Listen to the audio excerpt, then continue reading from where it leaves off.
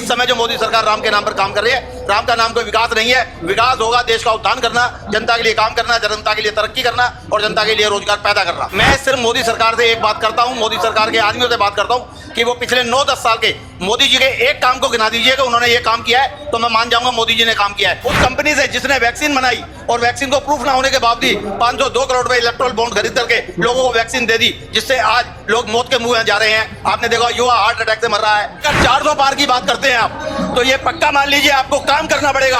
अगर आप फ्री के जुमलेबाजी नारों में, झूठे नारों में 400 पार कर रहे हैं, तो आप ईवीएम के अंदर बटकों लगा खेल करके 400 पार कर सकते हैं। अदरवाइज आपने कोई ऐसा काम नहीं किया जो जनता आपको 400 सीटें दे दे। अगर मैं गलियों के अंदर झंडियां जो लहरा रही हैं, अगर मैं उसको विकास मानता हूं, तो मैं बिल्कुल विकास नहीं मानता हूं, क्योंकि राम को अगर मैं मानता हूं तो बहुत लंबे समय से मानता हूं। जब मैं जीवित हुआ था, जब मेरा जन्म हुआ था, उसी समय मेरे कान में राम का नाम ले दिया गया था कि जो पार्टी आपको चंदा देगी, जो लोग आपको चंदा देंगे, वो इस देश में रहेंगे।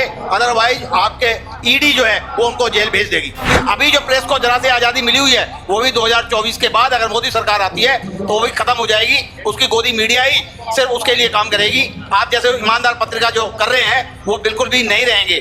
जो नेशनल टीवी चैनल्स हैं उसमें एक बार इलेक्ट्रॉल बॉन्ड की जांच और बहस तो हो जाए, क्योंकि ये मोदी सरकार का सबसे बड़ा घोटाला है। इसमें जो भी पीएम केयर फंड के अंदर पैसा गया है, इलेक्ट्रॉल बॉन्ड के अंदर पैसा गया है, वो दबाव की राजनीति से गया है। इंडिया गठबंधन की आज दिल्ली के रामलीला मैदान में हो रही इस रैली में लगातार जो है लोगों का हुजूम देखने के लिए मिल रहा है। हमारे साथ यहाँ कुछ लोग मौजूद हैं, उनसे जानेंगे कि महागठबंधन की रैली या लोकसभा 2024 का ये चुनाव किस तरह से वो देखते हैं और क्या समीकरण जनता इस बार समझती है। क्योंकि जहां एक तरफ सत्ताधारी मोदी सरकार जो है 400 पार का वादा और 400 पार का दावा कर रही है और कह रही है कि इस बार मोदी की गारंटियां चलेंगी, तो वही विपक्ष जो है वो खुद को कहां देखता है। आपसे जानेंगे सर, कैसा देख रहे हैं लोकसभा 2024 का चुनाव? देखिए 2024 का जो चुनाव है, करो और मरो का चुनाव है जी। अगर 2024 में मोदी सरकार वापस आती है तो सबसे पहले संविधान खतरे में होगा, लोकतंत्र खतरे में होगा, और जो हम आज बोल रहे हैं उसकी हमें आजादी नहीं रहने वाली है। मैं अपने आप को सचेत नहीं कर रहा, मैं आपको भी सचेत कर रहा हूं कि अभी जो प्रेस को जरा से आजादी मिली हुई है, वो भी 2024 के बाद अगर मोदी सरकार आती है तो वो भी खत्म हो जाएगी। उसकी गोदी मीडिया ही सिर्फ उसके लिए काम करेगी। आप जैसे ईमानदार पत्रिका जो कर रहे हैं वो बिल्कुल भी नहीं रहेंगे। इस तरह के आरोप जब आप लोग लगाते हैं तो लगता है कि जो है पार्टी का सिर्फ कार्यकर्ता ही बात कर रहा है, क्योंकि भारतीय जनता पार्टी इनको निराधार बताती है, कहती है कि इन तमाम आरोपों का कोई आधार ही नहीं है। देखिए इस समय सरकार बहुमत में है। आप ये मान लीजिए सरकार जो कर रही है निरंकुश तानाशाही के रूप में कर रही है। अगर आप हमारी बात करते हैं, कांग्रेस ने भी पिछले 70 साल से राज किया है, तो कांग्रेस ने हर आदमी की आवाज को सुना है, हर आदमी के लिए काम किया है।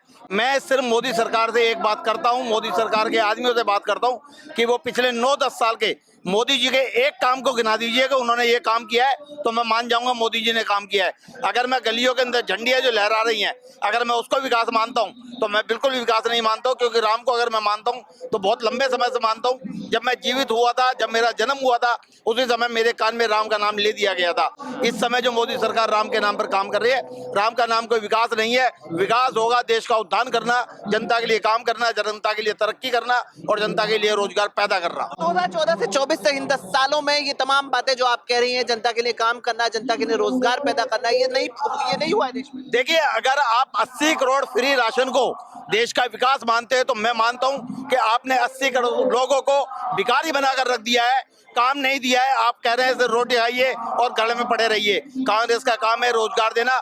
अगर कांग्रेस ने मनरेगा चालू की थी तो आपको शायद ध्यान होगा, मनरेगा का बजट 86,000 करोड़ रुपए का था और सबको रोजगार मिल रहा था, सबको राशन मिल रहा था। लेकिन आज इस सरकार ने 5 किलो राशन के चक्कर में 2,36,000 करोड़ रुपए का बजट पास किया हुआ है। आप समझ सकते हैं इस फ्री के राशन में कितना बड़ा भ्रष्टाचार ये मोदी सरकार कर रही है और लोगों को मुफ्त के राशन के चक्कर में रोजगार से उनका ध्यान भटका रही है। आरोप प्रत्यारोप की राजनीति अब हर तरफ से होने लगी है, क्योंकि इलेक्टोरल बॉन्ड को भी भ्रष्टाचार बताया जा रहा है, नोटबंदी को भी भ्रष्टाचार बताया गया था, राशन के बांटने को भी भ्रष्टाचार बताया जा रहा है। तो क्या आरोप प्रत्यारोप की राजनीति अब देश में रह गई है? क्या देखिए आपने मुझसे इलेक्टोरल बॉन्ड की बात की, मैं आपको चैलेंज करता हूं तो जो नेशनल टीवी चैनल्स हैं उसमें एक बार इलेक्टोरल बॉन्ड की जांच और बहस तो हो जाए, क्योंकि ये मोदी सरकार का सबसे बड़ा घोटाला है। इसमें जो भी पीएम केयर फंड के अंदर पैसा गया है, इलेक्टोरल बॉन्ड के अंदर पैसा गया है, वो दबाव की राजनीति से गया है। उन्होंने उस कंपनी से जिसने वैक्सीन बनाई और वैक्सीन को प्रूफ ना होने के बावजूद 502 करोड़ रुपए इलेक्टोरल बॉन्ड खरीद करके लोगों को वैक्सीन दे दी, जिससे आज लोग मौत के मुंह में जा रहे हैं। आपने देखा युवा हार्ट अटैक से मर रहा है। दूसरी बात, आपने जो स्टोरियां हैं उसको लीगलाइज करके 1342 करोड़ रुपए का इलेक्टोरल बॉन्ड खरीदा।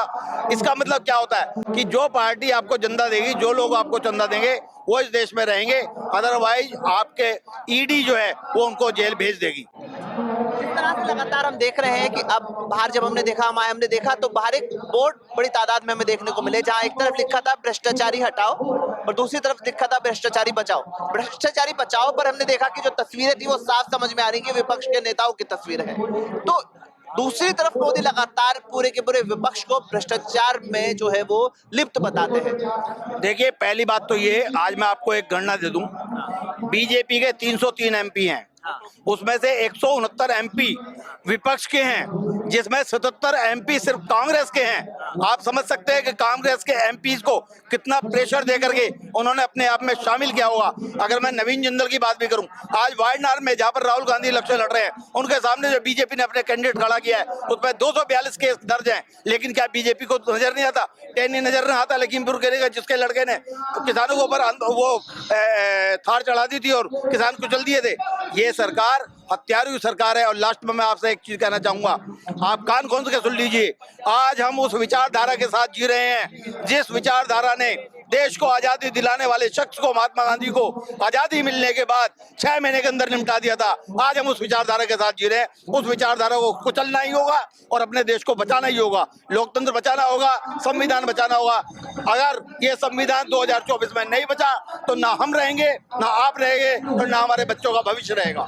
दूसरी तरफ 400 पार की बात हो रही है, मोदी की गारंटी की बात हो रही है, कैसे आप कह रहे हैं कि इस बार बचा पाएंगे? देखिए, अगर 400 पार की बात करते हैं आप, तो ये पक्का मान लीजिए आपको काम करना पड़ेगा।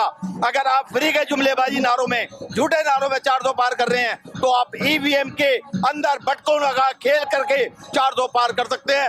अदरवाइज आपने कोई ऐसा काम नहीं किया जो जनता आपको 400 सीटें दे दे। भाई साहब, मैं समझता हूं कि 200 सीट भी जनता दे, ऐसा संभव नहीं है, क्योंकि आरएसएस का अपना अंदरूनी जो वो है सर्वे, वो बीजेपी को 200 से कम सीटें दिखा रहा है। आप कहाँ से आए भाई साहब? मैं दिल्ली से आया हूँ। दिल्ली की कौन सी सीट? चांदनी चौक लोकसभा सीट है, सदर बाजार विधानसभा सीट है, सदर बाजार निगम सभा सीट है। चांदनी चौक की अगर हम बात करें तो कैंडिडेट इस बार चांदनी चौक सीट से बदल दिया गया है, एक नया कैंडिडेट आया है। तो क्या इस बार फिर से मोदी जी की सरकार जो है वो दिल्ली में 7-0 की बात कर रही है और चांदनी चौक पे 3 पॉइंटों की बात कर रही है, यानी तीसरी बार जो सांसद वो बीजेपी का होगा, ये बीजेपी कह रही है। कैसा देख रहे हैं आप? मैंने आपको क्या कहा, अगर बीजेपी के सांसद ने इतना बढ़िया काम करा होता तो बीजेपी सरकार हर्षवर्धन को हटाकर प्रवीण खंडेलवाल को नहीं लाती। प्रवीण खंडेलवाल पर आप व्यापारिक दृष्टि से कितने आरोप हैं आपको पता होगा। हमें प्रवीण खंडेलवाल से हमें कोई मतलब नहीं है, हमें हर्षवर्धन से कोई मतलब नहीं है। हमें मतलब है जो व्यक्ति देश के लिए काम करेगा, जनता के लिए काम करेगा, ईमानदार होगा, वो आना चाहिए। कांग्रेस में हमारे जयप्रकाश अग्रवाल हैं, अलका लांबा है, संदीप दीक्षित हैं, ये वो नेता हैं जिन्होंने लगातार काम किया है और जनता के बीच में हमेशा रहे हैं।